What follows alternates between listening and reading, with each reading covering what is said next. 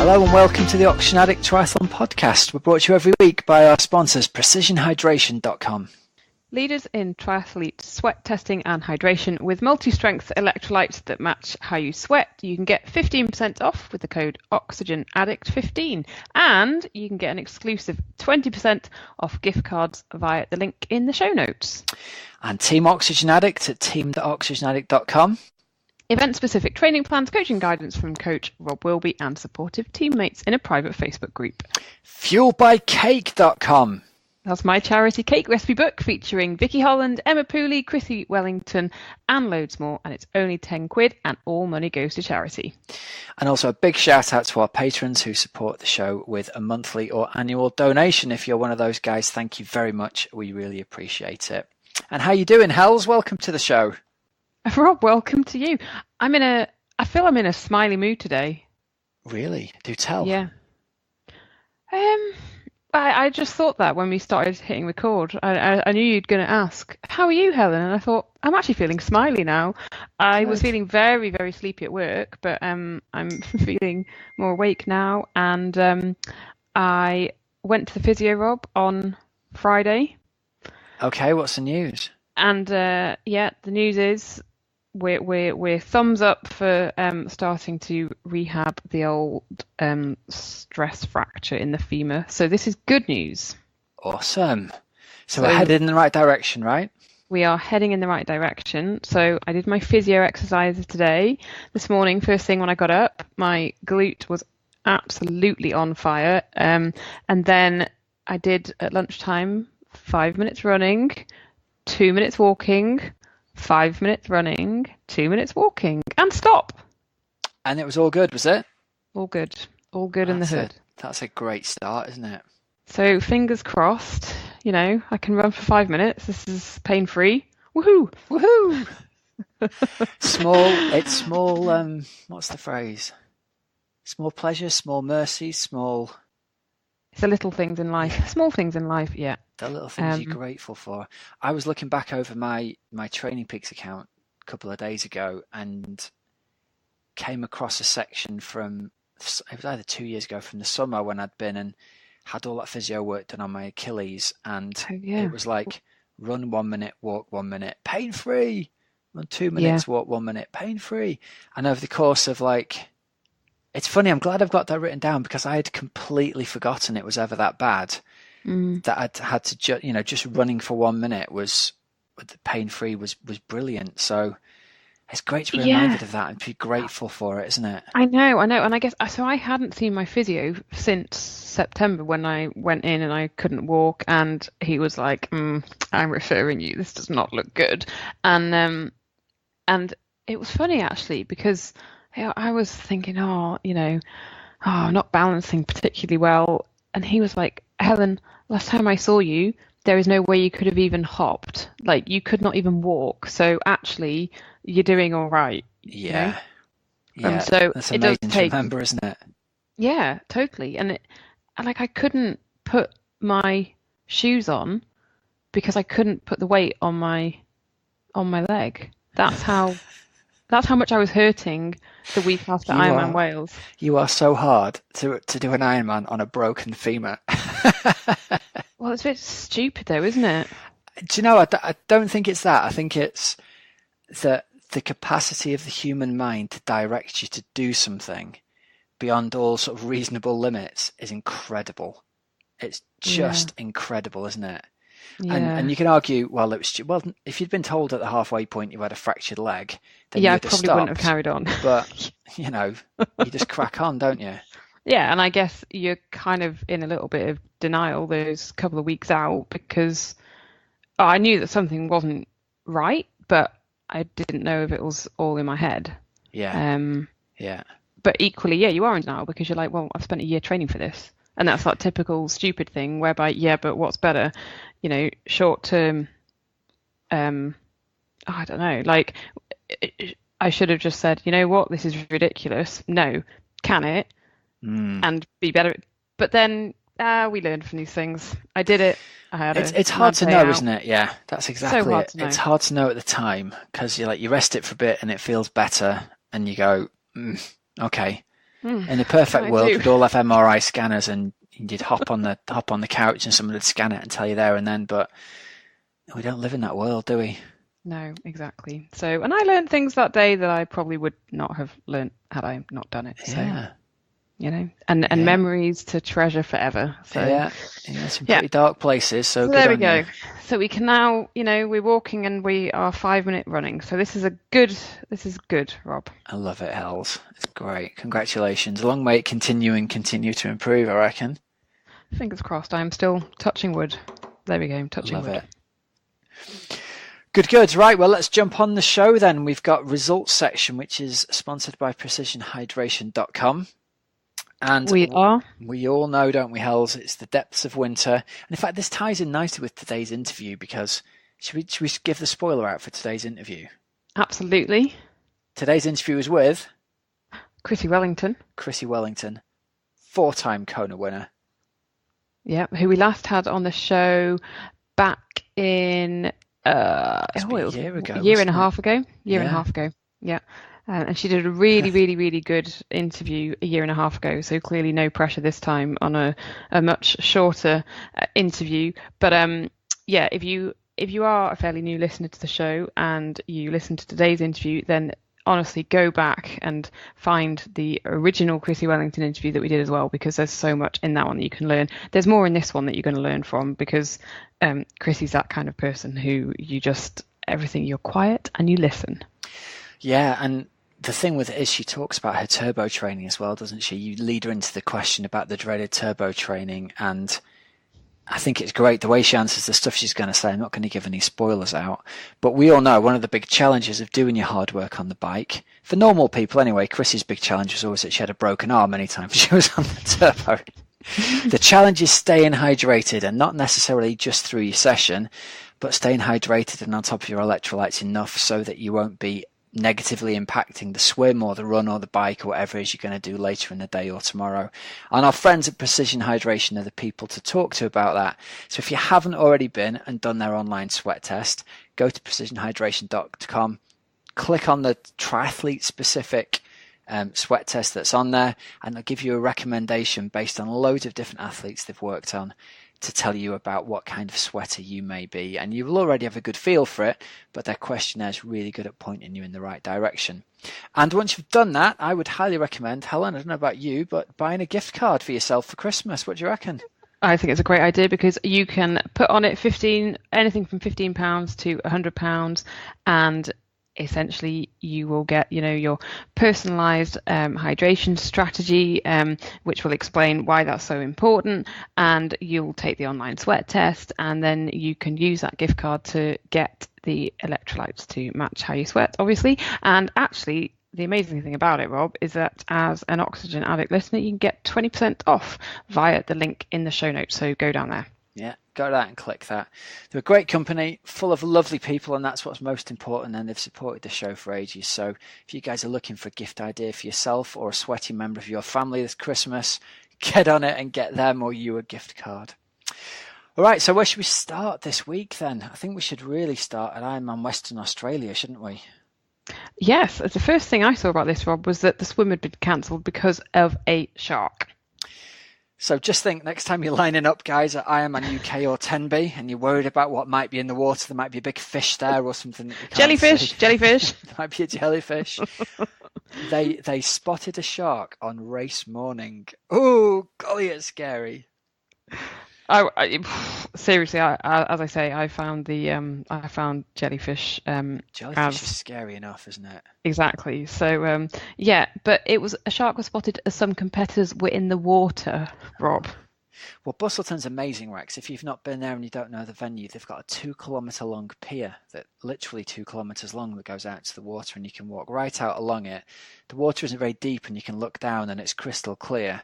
So you could stand on the edge of this pier and look down, and massive pelicans would fly in, and it's an amazing place. But you could actually see the big fish in the water, so God only knows what a shark must look like if it swims around like that. It'd just be terrifying, wouldn't it? Oh, God. Well, it says here, according to Surf Lifesaving Western Australia, the 2-metre shark, oh my God, was spotted around 600 metres offshore at 5:40 a.m. So if you weren't already nervous, my goodness. Yeah. Anyway, they got everyone out the water, didn't they? And then it turned into a duathlon. The swim at Busselton's 2k straight out and 2k straight back up and down the pier as well. So it's only, what's that? Is that a third of the way into the outward leg? Halfway into the outward leg? It's not even, it's a third of the way, isn't it? Pretty honestly, much. Literally, don't. Do you know, Hells, when I was in Australia, I went out on a windsurfing trip. We went out to the Abrolhos Islands, which are 20 odd K off the coast of Western Australia. And we woke up in the morning and one of the guys, this is as we're all about to, wax the surfboards and get in the water. One of the guys had line caught a shark off the back of the boat. It was the most terrifying surf of my life. The fact that this guy, he not only caught it, but they then proceeded to, do that thing that fishermen do to actually drag the poor beast into the boat. So there's blood everywhere and all kinds of things swimming underneath the boat. And it was one of the most scary experiences of my life paddling out to the line up there, knowing that there were sharks in the water. So, yeah. Anyway. Anyway. So the duathlon that followed, so 180k bike and a 42.2k run. Terenzo Bozzone got another win in 7 hours and 12 minutes ahead of Dougal Allen in 7:18 and then Tim van Berkel in 7:27.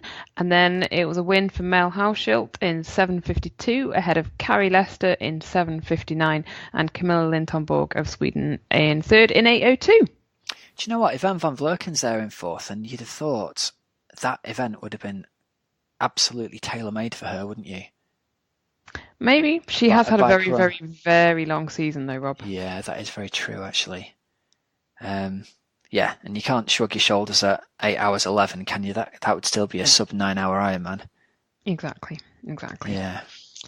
So yeah, so that was Western Oz, wasn't it, in Busselton, and then we had another Ironman going on in Argentina, didn't we? It was the first one. Yeah, Ironman Argentina. We had wins there for, I love Sarah Piampiano, just because she was so nice when we had the charity. She's had a really bit of a, for her, I think she's had a difficult few months. So she was absolutely chuffed to get that win and said, about it, she really has had a difficult difficult period recently, so this kind of puts it. It's great to see her finish off the year in style, isn't it? Really. Yeah. We should have her back on and have another interview with her. She was good value. Go back and listen to the Sarah Piampiano interview if you've not heard that before. So Sarah takes it out in 9 hours 11 from Tina Deckers in 9:19 and Magali Tisseret in 9:24. And then on the men's side, we had Matt Shrabro in 8:19, Joseph Major in 8:26, and Igor Amarelli in 8:27 in third place. And Rob, we need to give a bit of a shout out to Didi Griesbauer as well, who, age 47, and she got fourth in 9:24, and she said, why I still do it. Some people ask, why I still do it. Sometimes to my face, sometimes not. I've got nothing left to prove, I don't think, but I'm inspired by what is possible at this age. I think there are still good races left in me, so I carry on. For me, she's a legend. She I think she won Ironman UK in 2000 and when would it have been? I was there 2007. I'm going to say off the top of my head, and she led out the whole swim like. All the pro men were on her feet. And it's great on the video. It was at the old Sherborne course where you were swimming like a castle moat, and she swims them all through the reeds at the side of the water to try and shake them off her feet. It's brilliant. She's such a fierce competitor. So it's brilliant to see her still doing so well at that. What did you say? She was 47. Yeah, 47. Yeah. That's amazing, isn't it? 53-minute swim, 4:52 on the bike. So looks like she was still leading off the bike even. Amazing, isn't it? Yeah. Yeah, she was. 3:30 marathon to round it out, which is still super solid, isn't it? Yeah, definitely. So yeah, that is a very inspirational performance, Rob. She was only 10 seconds off third, Hells. Yep. Look at that. 15 seconds off. Amazing, isn't it? She'd be a great interview. I might hunt her down after this actually and see if we can get her on. You fired up I'm going to write down in my little notepad now, Didi. There you go. Didi, one for the new year, Rob. Yes, indeed. And other races, we had 70.3 Cartagena. Muy bien, in Colombia, correct? Well done. I pronounced it right, did I? You did it all right. Yeah, I was quite impressed with I've that. done all right there. Helen's has given me a little You've done all language right. lesson before. It only took me 3 attempts. So on the men's side, we had a win for Kevin Collington. Again, great interview from him. Probably about this time last year, actually. Go back and check it out. He's had a great season this year. I think he won 70.3 Monterey, Costa Rica, and recently won Ironman Taiwan. So it's a great season for him, isn't it? So Yeah, really, really good. really well there. And on the ladies' side, we had a win for Diana Castillo of Colombia in 4:28. Awesome. There we go. Excuse me. I was just trying not to be a little burp on air there, Hells. Apologies if that came through to our listeners. This is when you have to press the little button on your microphone very, very carefully and just press mute and then, cough or burp. Yeah, do you know? And then unmute and then I no one haven't has got to hear mute it. on my headphones, Hel. You haven't? No, I've had to change to a different set because my other one's bit the dust. Do you remember? Oh, Yes. deep chat. Yeah, right. Let's move on. Rob, coach's couch. Do you not think people are interested in the finer points of my microphone? Oh my God, he's now coughing. There we go. It's all So good. he can't turn his mic off.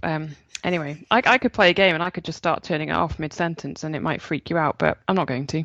Right, Rob, coach's couch. Yeah, we've had a question from Rob Brooks, haven't we?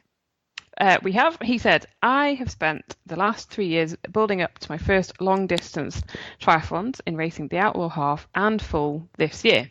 Having now successfully completed the events and had a bit of downtime, he asks, how do I, A, fill the void post 3 years of amazing, exciting and new experiences, and B, any advice or guidance on how to evaluate my year/past 3 years? I think this is a really good question, Rob, because I'm in a bit of a similar situation actually to Rob Brooks, and I just would swap the 3 for 5.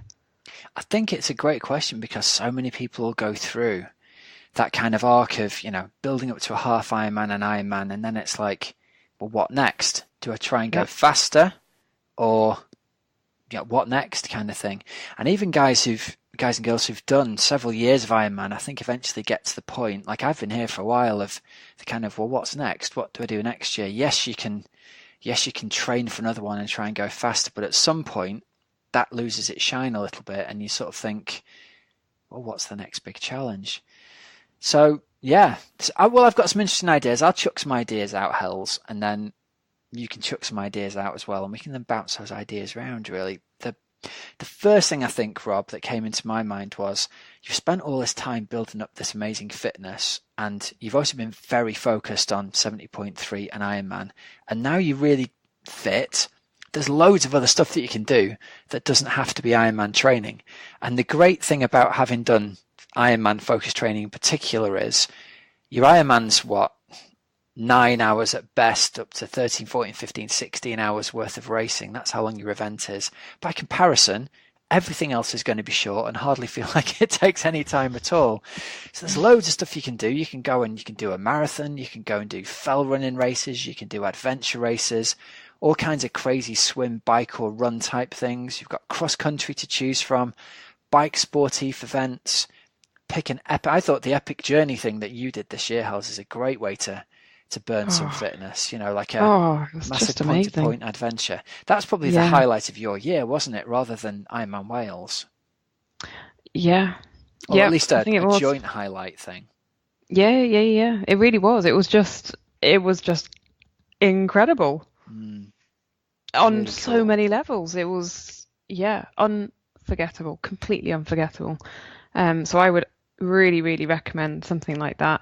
Even the overnight ride that I did a few years ago, Rob, that was really cool, for the one from Carlisle to Edinburgh, because that was brilliant, because it was so different. And actually by that point, 100 miles wasn't difficult, but it was, the challenge was to do that at night time when you hadn't really slept during the day. But that was pretty magical. And then, Rob, I'm going to throw something completely different out there. Go on. Because you can do cross-country ski marathons. You've got the endurance. Yeah. Again, something totally different. You can start learning by doing a bit of roller skiing. And then, yeah, go and enter a cross-country ski marathon. They have like a whole series around the world. There is so much good stuff that you can go and do. You could obviously go into ultras. You could do swim run. There's You know literally what you so might many think, different things you can do that are offshoots of triathlon, aren't there? yeah, or offshoots of just, I guess, once you've hit that ability to, to run and be fit and, yeah, or cycle and be fit. There's so much. Like the Open 5 things are brilliant, aren't they? Over winter, the Adventure mountain racing. bike running, yeah, mountain bike run things. You've got, coast to coast style adventures.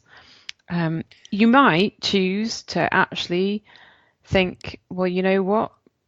I'm happy just to sort of tick over fitness wise because I want to focus on important things with family for a few months, and that's okay too.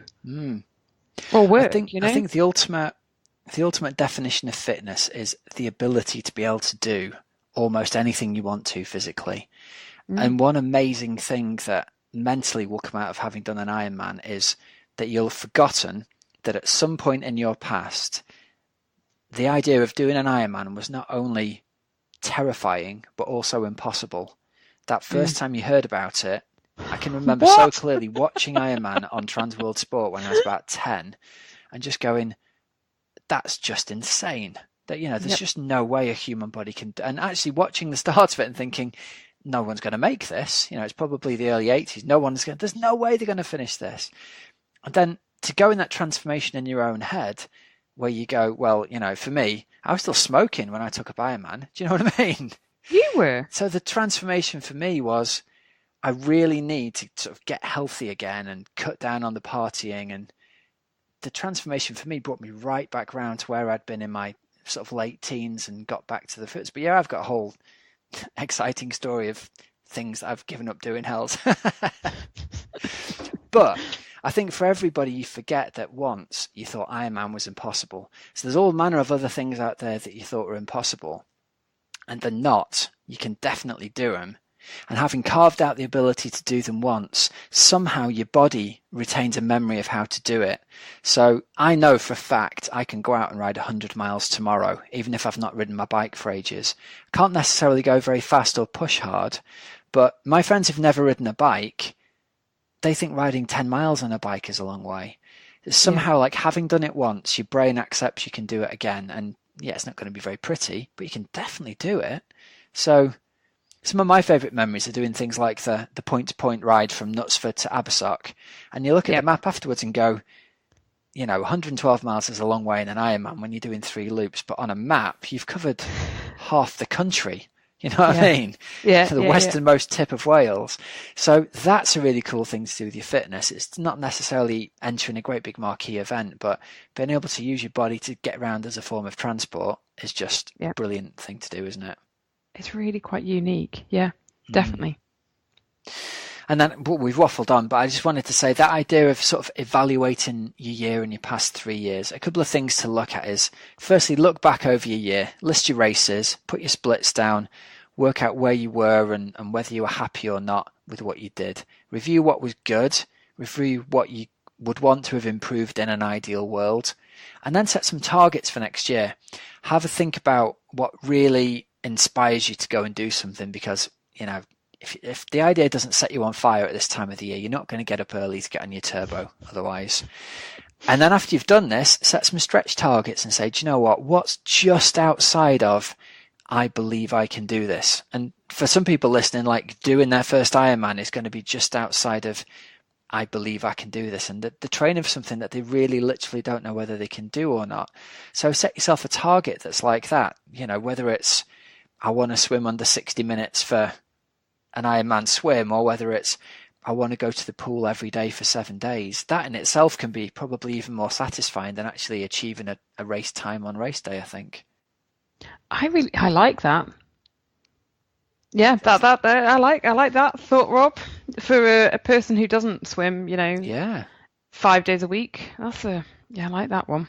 Years ago, and it's not going to damage my hip. Well, here's one for you, right? Years ago, my buddy said to me, okay, then every day in January, we're going to swim. 20 minutes is the minimum swim allowed.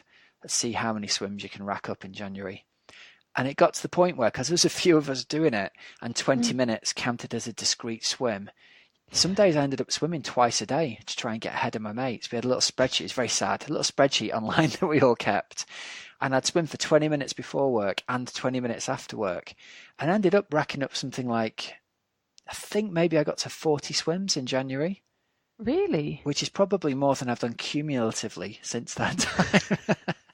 But it's just something else to focus on in January when it was really cold January that year. It was that year when, do you remember it was like minus 15 in January one day? And I reckon 20, I think when I moved out to Switzerland, so 2010? It would have been about then, 2010. Yeah. It was freezing. It was great. We had a period at school where school was closed for 10 days because of the snow. And the pool's nearby and you could just jog to it and go for a swim twice a day. So yeah, there's loads of ideas there. I hope I've not waffled on too much, but best of luck to you, Rob. That's a great question. And if you do have a question for Coach's Couch, then the best email address is, Rob? Just fire it through to help@oxygenaddict.com. That's probably the way to go. Or we're on Twitter at OA Try Podcast or Facebook at OA Podcast. Awesome. Rob, shall we move on to our interview of the week? Today's interview of the week. Hels, please introduce away. I don't really think she needs much of an introduction, so here goes. Here it is, the interview of the week. Chrissie Wellington, welcome back on the Oxygen Addict Triathlon podcast. I think last time we had you on was around about a year and a half ago. I think it's been quite a while. I think it was at the end of a race, and you grabbed me when I'm still gasping for breath. Can you have a word with me? Yeah, okay, just let me get my breath back for a second. No, and then after that, then we did have you on for a longer chat. Yes, you did. Yeah, thank you. Yeah, once I had got my breath back and had a drink and a slice of cake. You've been running quite a lot since then, haven't you? You haven't put your trainers down. They've certainly been out. You've actually upped the distance, haven't you? How have you found the foray into ultra running?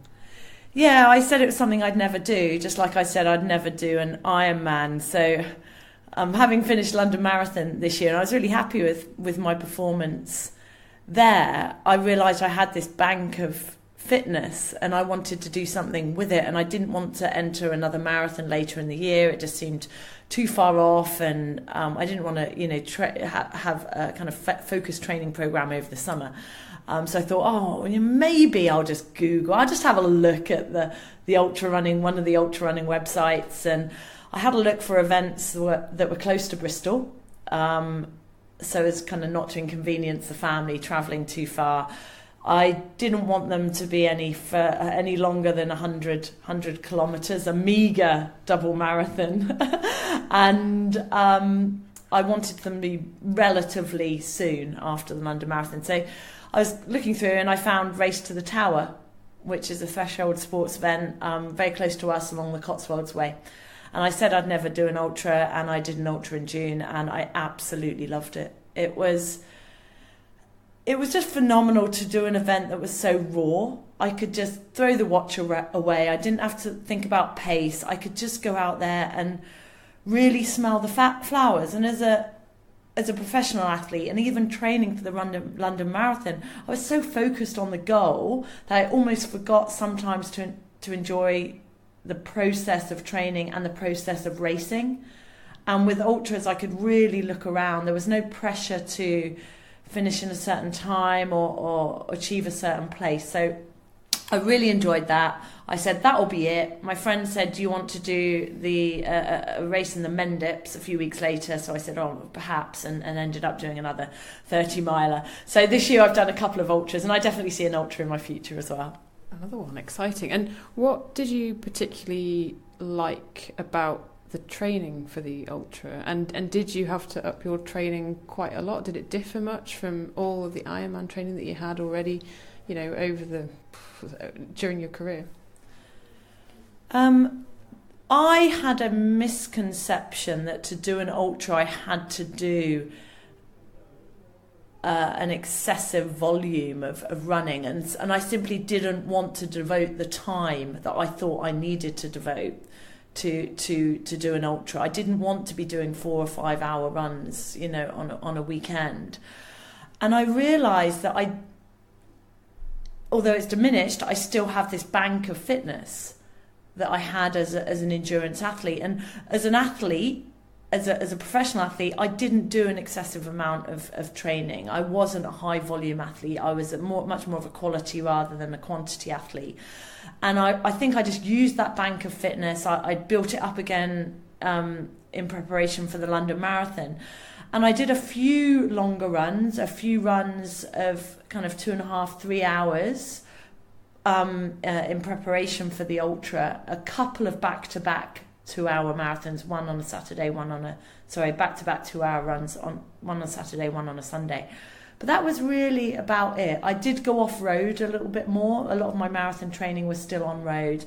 And I absolutely loved kind of going off-road. And like I said, just enjoying the process a little bit more and looking around me and being really in really, really nice kind of environments and appreciating the landscape. So my training didn't change all that much, apart from doing a bit more hills, a bit more off-road and a little bit more volume. What's worse, the last 10k of a ultramarathon or the last 10k of the run in an Ironman?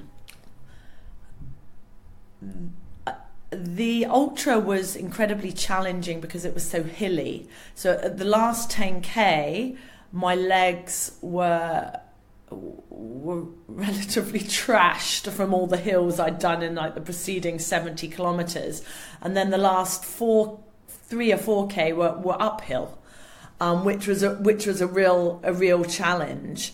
But there was no pressure, like I said, to run at a certain pace. So off, some of the hills you are fast walking, whereas in a marathon I never want to let up on that pace. So that pressure is there for me to kind of try and sustain the fastest pace possible right until the end. I'd have to say the back end of the Ironman is worse. It was worse than the back end of the Ultra. And legs afterwards, worse after an Ironman or worse after the Ultras so far that you've done? I was walking like a tin man after the Ultra. I think people that might have seen me in my hometown of Bristol wonder what on earth I was doing, kind of staggering around and unable to get up and down the stairs, and lifting myself off the toilet was as a challenge, and I needed what's that about? My husband's help with that. But I didn't get the kind of the excessive swelling that I used to get after an Ironman. After an Ironman, I got quite a lot of swelling, especially around my ankles, but also my arm, my face. I just used to look pretty swollen and puffy, and I didn't get that after the Ultra. But my legs definitely were a lot more wooden than I might have expected. You mentioned Ironman. Obviously, Kona was only a couple of months ago. You were there this year, weren't you? What was it like? It was so wonderful to be back. It was. I went because I was being inducted into the Ironman Hall of Fame, which was a huge honour, just to kind of join the list of some hugely successful and very renowned triathletes, and that was an incredible honour. So first and foremost, I went to be awarded that honour. It was a fantastic experience for many reasons. It was phenomenal to watch from the sidelines, and I think I'm far removed enough to really enjoy it, and I don't wish I was back there racing. I can just enjoy the race for what it is, without that kind of tugging of the heart and the kind of questioning about whether or not I should be out there. And it really was fantastic as a British athlete, as a female British athlete, to see the next generation of British athletes come through. So to see Lucy and Susie do so well and have the opportunity to meet them and greet them both at the finish line was really special. And what did you say to Lucy at the end, Lucy Charles? I'm so proud of you. For someone, I know it's not her first time at Kona, but she's a relatively young endurance athlete, and to have the mature head that she does to be able to race and to be able to withstand the pressure that she probably would have put on her shoulders and that she would have felt from, family and sponsors. She performed so well, and I was incredibly proud of the way she performed. And likewise with Susie. Susie's, had some quite serious injuries, the bike accident in South Africa, and to come back from that is incredibly phenomenal. So it was fantastic to be there at the finish line and to see them both in the top 10.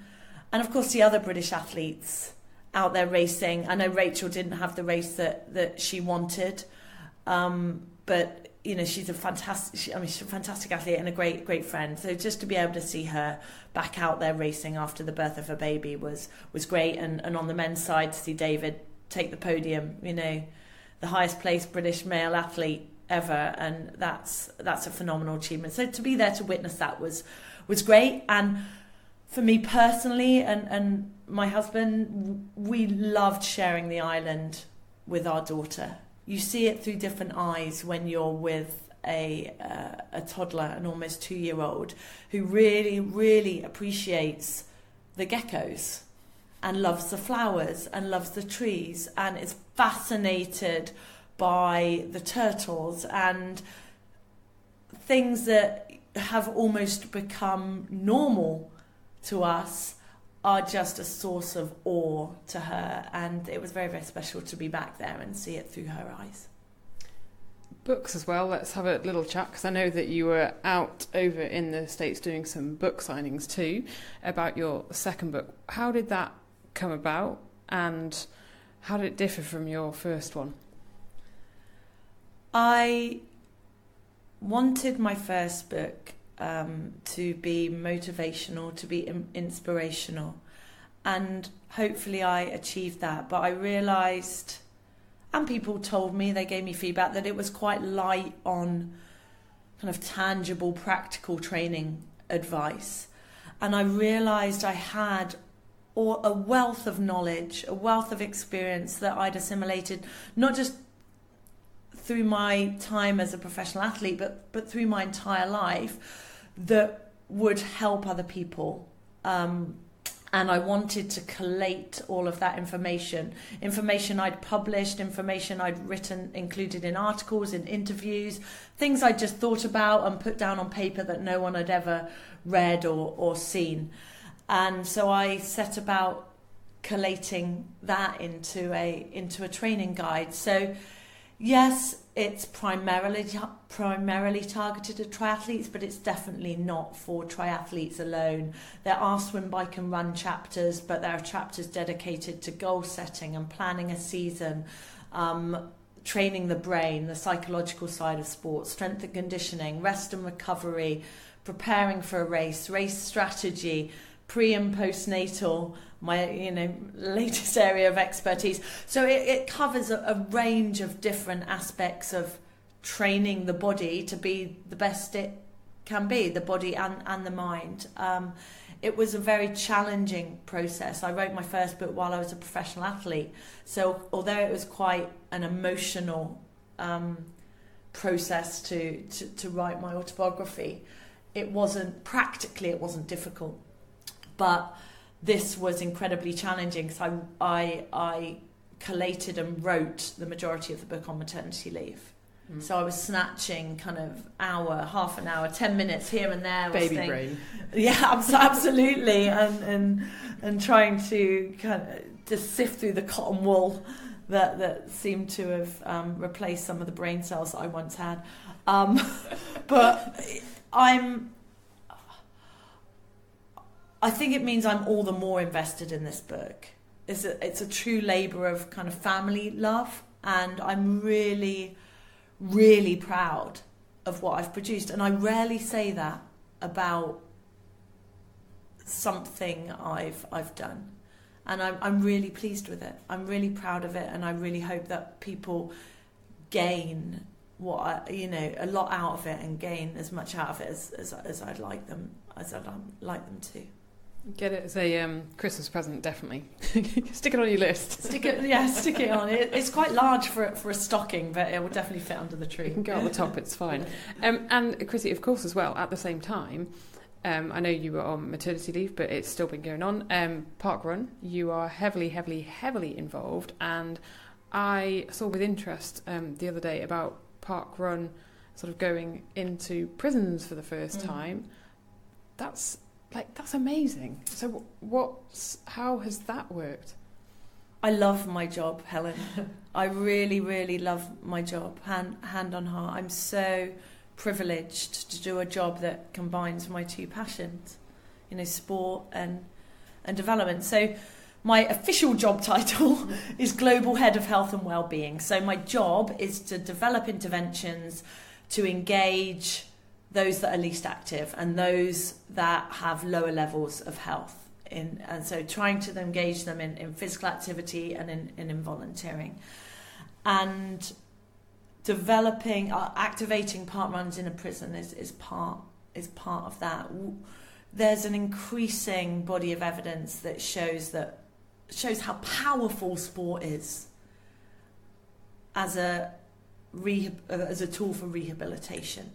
And we realised that there was a demand from within the custodial estate for regular, purposeful, permanent physical activity offerings, and we provide that. But it's not just about physical activity. The prisoners can go onto a treadmill in a lot of prisons and run. Park Run is so much more than that. It's about empowerment and creating communities and giving the prisoners an event that they can own and operate themselves. And it's about upskilling them and giving them a sense of responsibility through the volunteering roles.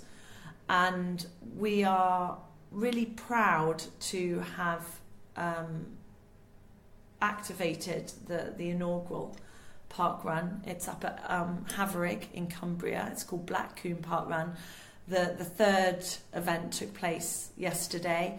There were 20 prisoners and 8 volunteers, and all 8 volunteers were prisoners. And this can truly change lives, and it will change the lives not only of the prisoners but of the staff and of the families, and hopefully help to reduce intergenerational reoffending as well. If we can encourage the families of offenders to take part in Park Run on the outside, and then encourage the prisoners on their release to still be part of this purposeful, permanent, welcoming, supportive community, then I think we will be taking great strides to solve some of the underlying problems, some of the underlying causes of offending and criminal behaviour. It's such a fascinating topic, because we have had John McAvoy on the podcast, and obviously since then, he's been able to do a lot more talks about how sport really changed his life. So it must be so satisfying for you as well, knowing that you are making a difference.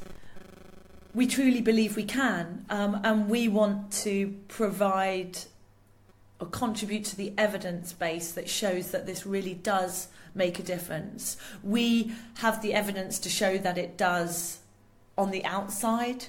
We have over 650 events here in the UK, and through our events we can understand participation and we can measure the impact on health and well-being. So we can only assume that this is also going to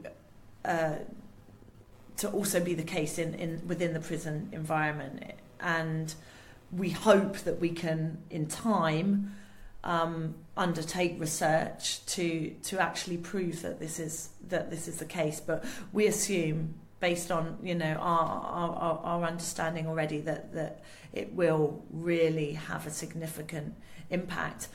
And these these real life stories like John's, who's been incredibly supportive of what we're doing, but these real life stories show that it is possible. He's turned his life around through sport. Sport is now giving him the platform to do so much more than he could have ever imagined, and he's a great advocate and a great spokesperson and a great role model for others, and we really would like to work even more closely with him going forward on this project. Final question. We are really coming up to the thick of winter. Is there one tiny little bit of you, Chrissie, that misses having to get on a turbo over winter? The only reason I was on a turbo over winter was often these self-inflicted injuries. I often tried as a professional athlete to escape to the sun, which is an absolute luxury, and then I'd end up breaking my arm or something, and then be stuck on the turbo. But no, not a lot of me, misses that. But joking aside, the turbo is a really, really valuable, important tool, especially over winter when it is more dangerous to go outside. The days are shorter, the roads are icy, and I would encourage anyone, if they can, to invest in a turbo trainer and do a lot of their cycling indoors. You get huge bang for buck, you get no freewheeling, you get no traffic lights, you don't get any cake stops, unfortunately, but you really can develop a lot of strength if you use the turbo kind of correctly and strategically over the winter, and come out of that stronger. So it has the disadvantage of being quite dull. It has the psychological benefit of strengthening your mind so that you can endure boredom. Because races, especially Ironman races that go on for a long period of time, you have to be in your own head. You have to know how to cope with boredom and with self-doubt, and with that those kind of that negative self-talk. And being on the turbo for a couple of hours, you go through a lot of those emotions, and it really does help strengthen the mind as much as the body. So I don't miss it, but I really am an advocate of it for triathletes, especially those in the colder climes. Definitely like us. I think it took me a season or two to actually start to really appreciate it for what it is, and actually now I would much prefer to go on the turbo than I would outside on a cold, horrible, drizzly winter's day. And you can crank up the tunes on a turbo. Oh, you can love really the tunes. get those tunes pumping. Chrissie, best of luck for next year, whichever ultras you decide to do, and with the sales of your book as well, and obviously with the continued amazing work that you're doing with Part 1. Thank you. Thank you so much, and congratulations to you on the publication of your new book. I already have my copy. Must start baking, but no, thank you. Thank you for producing it, and thank you for all the work that you've done to raise money for charity. And everyone that's listening, go out there, buy a book, buy two, buy one for your family, because it really is phenomenal. So thank you, Helen. Rob, it's always great to have Chrissie Wellington on the podcast. It's great to be able to say that about four-time world champion Chrissie Wellington, isn't it? Yeah, that was her third appearance. Yeah, man, that's cool. And I loved her thing about the turbo, which I don't think ever gets talked about enough. Do you know what? You have to be able to deal with your own thoughts. You've got to be able to deal with boredom. What better way to practice? It's great physical training, but it's also brilliant mental training as well. Yeah, so true. And you hear stories of you do, don't you? You read little snippets of when they would have trained in was it BSS or Brett Sutton's squad, and you do hear stories of just this sort of room of not very niceness. But this is why people have their pain caves, don't they? And you look on. Lionel Sanders has got, on his door, like pain cave stuff, hasn't he? And don't think about it as pain. Think about it as fun. It's a fun cave. What's not to love? You're riding your bike. You've got tunes on. You've got a bit of Bon Jovi blaring. What's not to love? The 80s rock happening. I tell you what I'm reading at the moment, Rob, which I'm really enjoying, which is Peak Performance. Oh yeah. By Steve Magnus and the other guy whose name has just escaped me, but I'm really enjoying it because it relates to sport and working life as well. And one of the there's many key things in there that you can take from it. One of them is about getting comfortable at being uncomfortable. Yeah. So the turbo very much does that. So yeah, and what amazing work that they've been doing, or Chrissie's been doing with Parkrun as well, Rob. That's really it's cool. brilliant. It's in prisons now, isn't it? What a positive thing to be able to do. Yeah, I think that is absolutely awesome, and there's been loads of sort of pick up in the national press about that, because it is something so different, isn't it? But we had John McAvoy on the podcast nearly a couple of years ago now, and he was talking about how sport had absolutely changed his life. So yeah, it's such a great thing, I think, that that Parkrun has now started to go into prisons. Yeah, very good. Right, what news have we got going on in the world of triathlon and athletics and fun this week, Hells? What's going on there? Okay, so first of all, I think we should say that the Commonwealth Games teams have been announced for Team Scotland and Team England. So we'll start with Team England because the team's been named, and Rob, there is no defending champion Jodie Stimpson in the women's team. So no, she's not there. So the women's team is Vicky Holland, Jess Learmonth and Sophie Caldwell. And then in the men's team, it's both Brownlees and then Tom Bishop, who we had on the podcast the other day. Great, they've given Tom Bishop brilliant. Yeah, so Tom got the nod. And then in the para-tri, it's Lizzie Tench, Jade Jones and Jo Townsend, which is really awesome. But yeah, that's quite interesting that Jodie has not been picked, and obviously her training partner and really good friend Sophie Caldwell has been picked. And Jodie said, I can't explain just how devastated I am not to have the opportunity to represent England and try to regain my title at the Commonwealth Games. Really disappointed to be overlooked, but this knockdown will only fuel me even more for 2018. I want to wish Team England the best of luck in the Games in Australia next year. Oh, that's very magnanimous at the end, isn't it? Impressed by that. I think Touch that's of class Jodie, there. isn't it? Yeah. That is Jodie Stimpson. Touch of class, like that. A lot of time for her. Yeah, so that's that's Team England, and it's interesting that Ali Brownlee has decided to clearly go for it, Rob, because he spent a lot of last year talking about and move upwards kind of thing. Move upwards. So yeah, and it's going to be a sprint race in Gold Coast. So interesting decision there from Ali Brownlee. And then Team Scotland, Rob, has also been announced, and I love this. We had her on the podcast. Beth Potter has been named in that team, along with Grant Sheldon and Mark Austin, and then Karen Dark will be competing in the paratriathlon. But Beth Potter, Rob, she said that she is going to, she says, good things come in twos and threes. Delighted to be selected to represent Scotland at my second Commonwealth Games, and this time in triathlon, hoping to do the double on the track as well. So wow. Yeah, so that's cool. So Beth ran, didn't she, at the World Championships this summer, and she only switched to triathlon full time in January when she basically rocked up at Johnny Brownlee's house, and she made the move, didn't she? So she was a teacher. She was a physics teacher in London.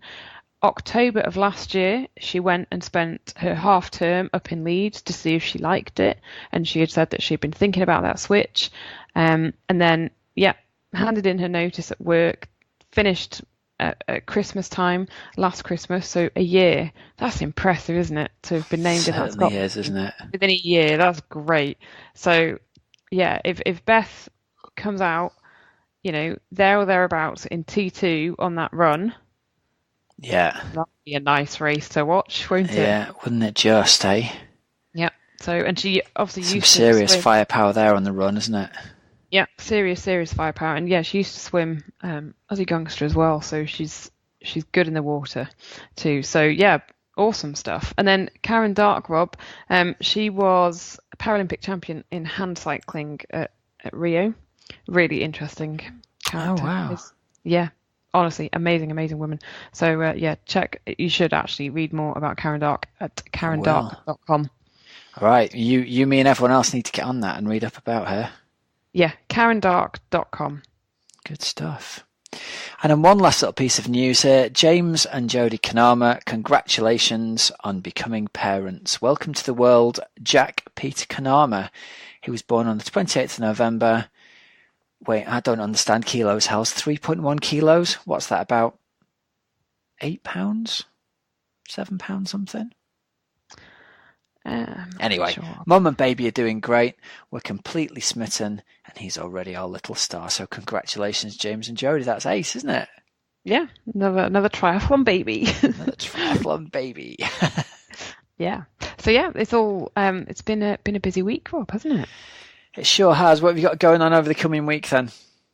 Well, if anybody lives in and around Wilmslow on Thursday the 7th of December between 4 and 7 p.m, come along to Rise Coffee, because I'm going to be having a little bit of a launch party for Fueled by More Cake. Oh, give us the updates. How's it going? Oh, yeah. It's going very well, actually, Rob. We've sold nearly 400 books. No way. Yeah, which is really cool. And I bet there's been some podcast listeners who've been involved in buying that. So thank you very much to everyone who's made a copy. How does someone buy a copy of your book, Helen, if they've somehow not managed to get around to it this week? Yep. So go to fueledbycake.com and there's an online shop and you can buy it online. And then the magic fairies, known as Helen's mum and dad. Yeah. Are sending them out because they're legends and they can get to the post office in the week more than I can. So yeah, you may get a reply and it'll probably be from my mum saying thanks. Do you know what? I thought my copy arrived this week in the post and I didn't know what it was at first because you'd forgotten. No, the label was handwritten. It was handwritten in purple felt tip, and I was like, "That's so sweet." There's not even an automated label printer going on. No, it's your mum with a felt tip copying. Oh, bless her cotton socks. Honestly, they are working their socks off. They're doing amazingly. Love them. Yeah, seriously, they're cracking on. So fueledbycake.com, and in there are recipes from Vicky Holland. We've had good reports about Vicky Holland's hummingbird fruit cake. Yeah. Rachel Joyce's banana and cacao and pecan loaf, which is really good. Again, more good reports about that. I made Chrissie's multi fruit bars the other day. Heather Fell gave us her raw energy balls, and I know Lindsay had made them, and she says, "Oh, they're delicious." So I've got those lined up. They're on my list when I go shopping. I've got my little ingredients list written out to take with. Brilliant. And this guy called Rob Wilby has popped his date and walnut loaf in there, and his challenge is to make it. Hells. My mum and dad came around this weekend and I showed my mum this book and she kind of looked nonplussed that I had a cookery book, and I opened up to the page with Nan's date and walnut cake on and she filled up with tears, bless her, that it's been immortalised in print. She said, "Really? It's a fitting," because I think it's been so long since I wrote to her to ask for the recipe, she'd forgotten all about it. So I don't think she realised it was going to end up in a real book in real print. And she's like, "Oh, I can't believe it's really in print." So it was a very sweet moment. Yeah, very nice. Oh, wow. And can I say, Rob, I need to give a massive shout out to Susie Richards, friend of the show, who has done an amazing job of selling books. So thank you to everyone who has purchased a book from Susie Richards, and a big shout out to the Leeds and Bradford Tri-Gang, because I know that you are supporting it as well. So I am so grateful, and I don't think I can say thank you enough. And Bridgetown Bikes as well, if you are going to go and get a bike fit with Mike, which I thoroughly recommend, he is also selling them, so you can pop into Bridgetown Bikes. And you know what? We'll give Susie a shout out as well, because she's now one of the coaches at oxygenaddict.com. So if you're looking for a coach for next season, Susie could be the woman for you. So click on the link through oxygenaddict.com and you can check out her coaching there as well, because she's a little rock star, isn't she? Very much so. Cool. Well, do you know what, Hals? I'm looking at the clock and we've kept it rolling tonight, so I think we'd better wrap it up really before everyone finishes their long ride or long run. Happy days. Right, well, we will catch up again next week, and don't forget fueledbycake.com. Thank you. Yes, indeedy doody. Get yourself one of those. We're brought to you by our sponsors, precisionhydration.com. Don't forget to get yourself a 20% off on the gift cards via the link in the show notes. TeamOxygenAddict.com, FuelByCake.com, and our patrons. And next week, we're going to have a fantastic interview with Rob Gray, who recently won the Ultraman World Championships over in Hawaii. So Ultraman, not even Ironman, but Ultraman, 3-day event. We had talked about the results of that a few weeks ago. So yeah, tune in for that next week. It's a cracker. Until then, you've been listening to the Oxygen Addict Triathlon Podcast. I'm Coach Rob Wilby. I'm Helen Murray. And until next week, have a great, safe training, racing week. Watch out for those icy roads, and we'll speak to you all again soon. Cheers, everyone. See ya.